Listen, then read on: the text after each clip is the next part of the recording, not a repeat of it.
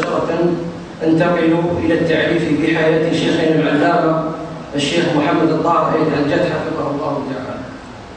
هو الشيخ الفقيه النحوي محمد الطاهر أيد الجد من مواليد 1917 ميلادية، له من العمر 94 سنة، بقرية من قرى بجاية.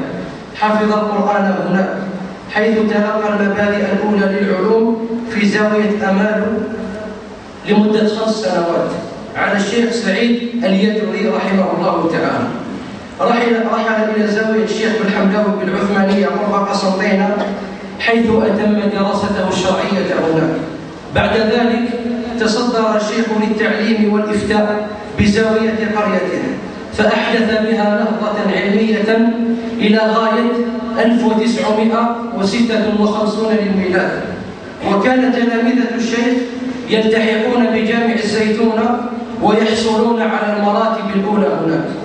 وفي عام 1956 نفس العام هدمت فرنسا هذه الزاوية المعطاء، فالتحق الشيخ وسائر طلبته بركب المجاهدين، فكان الشيخ حفظه الله تعالى يتولى منصب الإفتاء في كتيبة العقيد عميروش عليه رحمة الله، كما كان يتولى القضاء الشرعي فيها.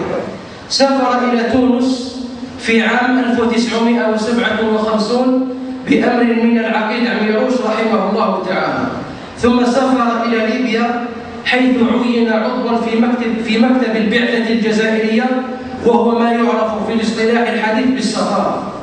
عاد بعد الاستقلال إلى الجزائر، وزاول نشاطه الدعوي. تخرج على يديه جملة من الطلبة المتمكنين، فلا زال الشيخ إلى اليوم يعقد دروس الفقه والنحو والأصول والقراءات، ولا يزال إلى اليوم يسأل من كبار العلماء ومن طلبة العلم فيما يشكل عليهم من مسائل في مذهب الإمام مالك رضي الله عنه وأرضاه. يعتبر العلامة محمد الطاهر أيد الجد من الأعضاء البارزين ومن المؤسسين لرابطة الدعوة الإسلامية بالجزائر، التي كانت مظلة لكل التيارات وكل الحركات الإسلامية في الجزائر. يزخر عطاء الشيخ بالكثير من المؤلفات والسلاسل العلمية، نفع الله به وأمده بالصحة والعافية. وبدون إطالة أحيل الكلمة إلى شيخنا العلامة محمد الطاهر أيد الجد، وأترك له كلمة مفتوحة لينصحكم بما شاء حفظه الله تعالى.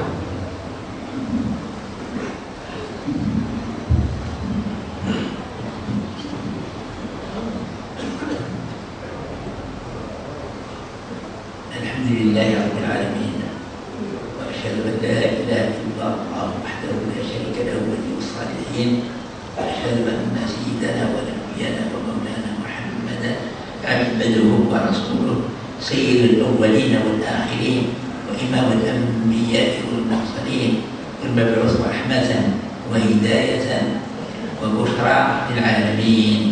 اللهم صل وسلم وبارك على سيدنا محمد وعلى آله وصحابته والتابعين وتابعين بإحسان إلى يوم الدين.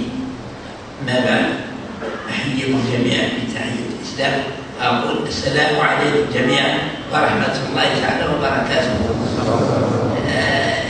أنا فرحان كثير مسرور بهذا الجمع المبارك من الشباب والشيوخ، شيء يفرح القلب ويثلج الصدر وينشرح القلب الإنساني بهذا المنظر المبارك. الشيء الذي يسرنا أكثر هو اهتمامكم بالقرآن الكريم، اهتمام الجزائرية العامة بتعليم القرآن الكريم وبحفظ القرآن الكريم، وهذا له شأن عظيم، لأن الرسول عليه الصلاة والسلام ماذا يقول في حديث شريف تعليم الصغار كتاب الله يطفئ غضب الله. تعليم الصغار كتاب الله يطفئ غضب الله. إذا كان هناك من الناس يغضب ربه سبحانه وتعالى يفعلهم المنكر، فهذه الأمة تستحق المسخ، تستحق العقاب، ولكن الله سبحانه وتعالى لما تولى أمته تكتب بالقرآن تعلم أولادها القرآن العظيم يخففوا من العقوبات ويذهبوا على الله ويذهبوا عقاب الله عز وجل. إذا جزاكم الله خير أنتم اهتممتم بتعليم القرآن لهؤلاء الشباب ولهؤلاء الأطفال، فبفضل الله بفضل هذه العمل المبارك وهو الاهتمام بالقرآن العظيم وهذا التحصيل ربه إذا أحضر بالرضا. إذا سعيتم في رضوان الله سبحانه وتعالى بتعليمكم باهتمامكم جميعا الآباء والأمهات والشيوخ اهتممتم بتعليم القرآن بشدة بالله، فكان بذلك رضوان الله عز وجل صنع ذلك الرياض بأي سبحانه وتعالى علينا وما يسخناش وما يمكناش. القرآن الكريم هو أساس القوة ودل على ذلك هم من أعداءنا الكفار عرفوا قيمة القرآن. في القرن الماضي في بداية القرن العاشر وهو قرن يبدأ الاستعمار ينتشر في البلاد الإسلامية، يعني الأوروبيين يعني استعمروا كل البلاد الإسلامية، ولكن ما كفاش كان الاستعمار هذا يجمع القوات ما ينفعش، ولكن يجب أن بنا استعمرهم كما ينبغي، يجب أن نحولوهم من الإسلام إلى نصرانية.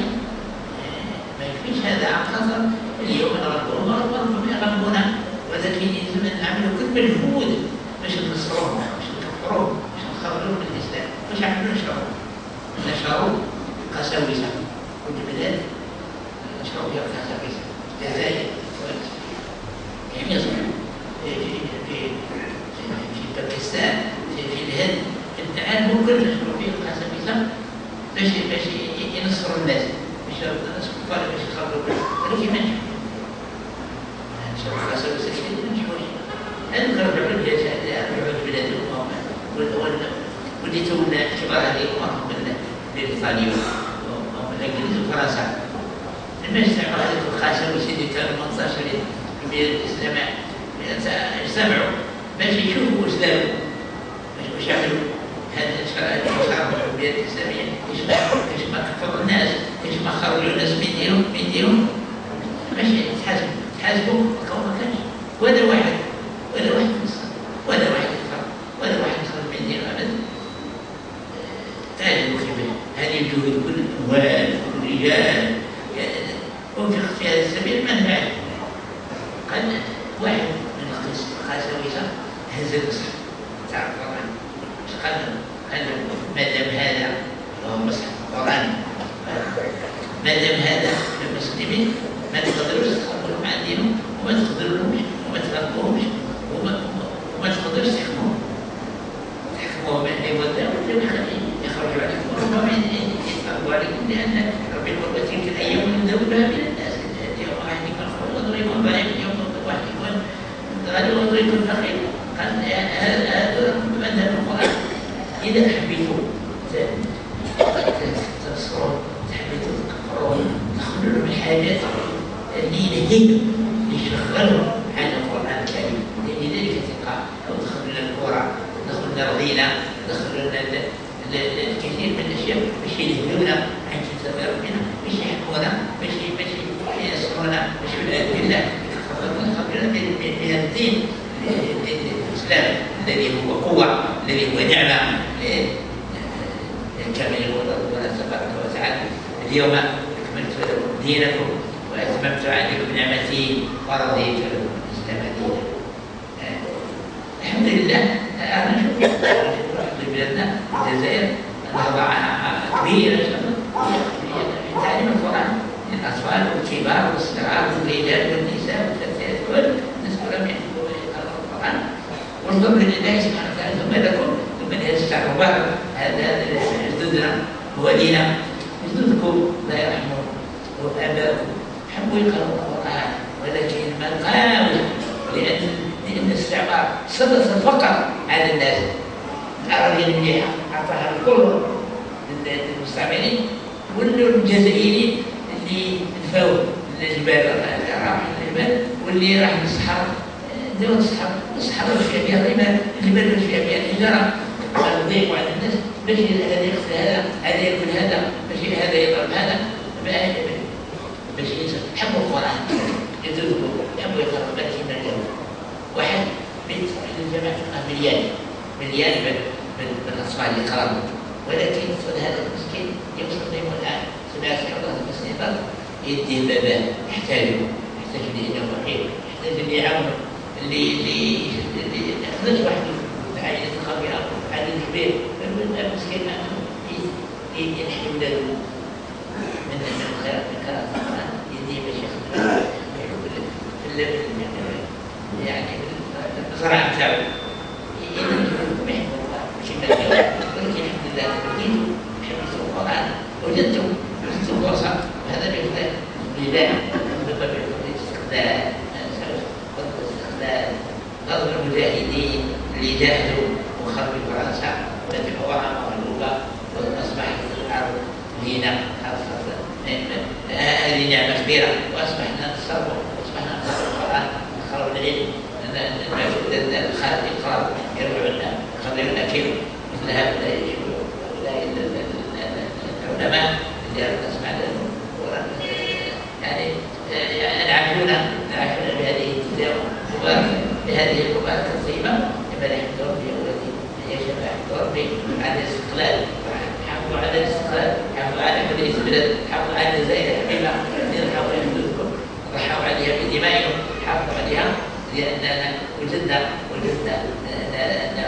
خلونا كنز كبير وهم صاروا من الكبار من أحرار صاروا بدلنا وش ندرسنا ولكن كانت حاجة مخصوصية ولكن ما كانش كما نحبوا كما كان المجاهدين يتعملوا باش تكون زي ما صرناش هذا المصنع، ولكن شرط لا يكون في الصدر بكل هؤلاء الشباب بكل هؤلاء القرآن يقرأوا القرآن السلوك الحالي كلنا قرآنيين، إذا كنا قرآنيين حدث عن السلوك دنيا وأخرى.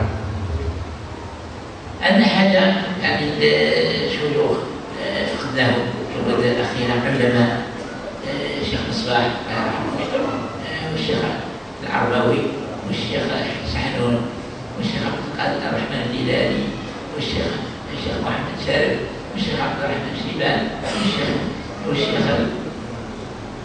عبد اللطيف السلطاني وشيخنا الشيخ شرافي اللي صارت آثار طيبة وجزاه الله خير، هو اللي شجع تعليم القرآن في بلادنا هذا، دعوا الله لهم بالرحمة والمغفرة وشيوخ كثيرون جزاهم الله خير بذلوا جهود مشكورة لتعليم القرآن ولإبقاء الناس مسلمين ولإبقاء الناس معتصمين بدين الله بكتاب الله وبسنة رسول الله صلى الله عليه وسلم. دعوا الله سبحانه وتعالى أن يتغمد هؤلاء الشيوخ برحمته الواسعة ويسكنهم فرائض الدين، ونقول جزاهم الله عنا خير لأنهم تركوا ماتوا خلوا شيوخ خلوا الله يبارك نشوفوا فيها يقرأوا القرآن قراءة